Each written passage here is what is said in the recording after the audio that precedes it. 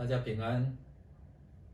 今天2月8号，我们要读的在家会主是传道书第10章的1到20节，主题是愚妄者的无知。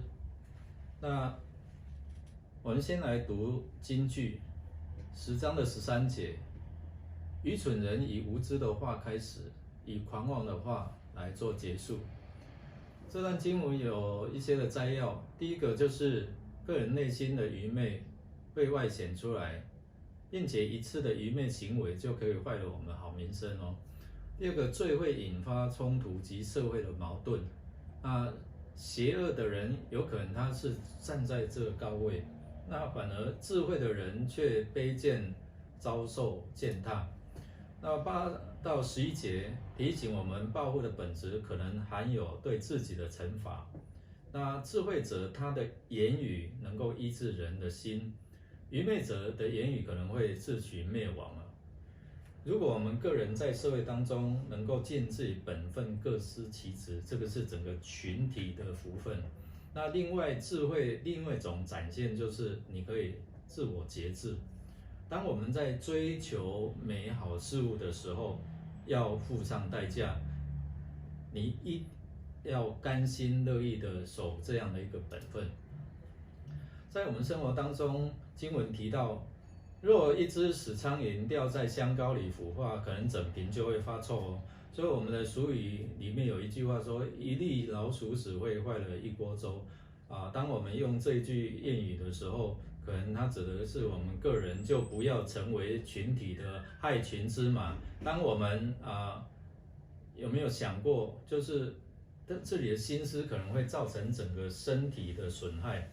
所以一个偏差的心思，它日积月累，它就会造成一个愚昧的行为，那进一步就会毁坏我们自己的名声。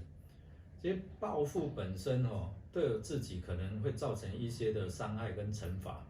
我们用以斯帖记里面的哈曼，他本来在门口设立一个木架，他想要把仇敌末底改把他挂上去，但是最终我们知道吗？就是他跟他的儿子被挂上去。报复的行动可能往往会造成失控，伤害到自己。跟当下你出了一口气了，但是怕被报复了，心神不宁。那另外我们看到对人施暴这样的一个人，最后也难逃上帝的审判。那个人我们在自己应该负的责任上面，应该要守本分，并在可以享受的这样的一个事上，我们要节制。那是福分，也是智慧的一个展现哦。所以我们要学习节制，不管这个世道如何，那掌权者如何不公不义，基督徒的内心这样的一个平安是不会被夺走的。也就是说，我们没有必要去咒诅这些掌权者。那最后我们来默想，最近是不是有人得罪了你呢？让你觉得很想报复？那我们是否能够暂时将怒气放下，转身向上帝来寻求他的安慰、他的公义跟他的帮助？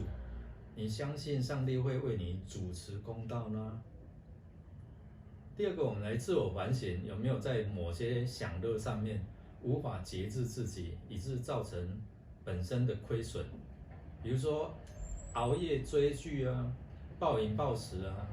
那当我们祷告寻求上帝给我们节制的力量的时候，或者是找到一个可以提醒约束我们的伙伴那这个是可以帮助我们能够自我节制。我们一起来祷告。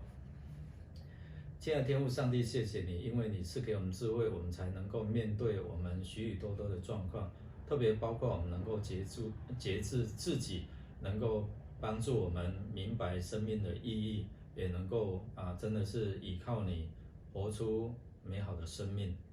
我们这样祷告，靠耶稣基督得胜的名，阿们。祝福大家有美好的一天。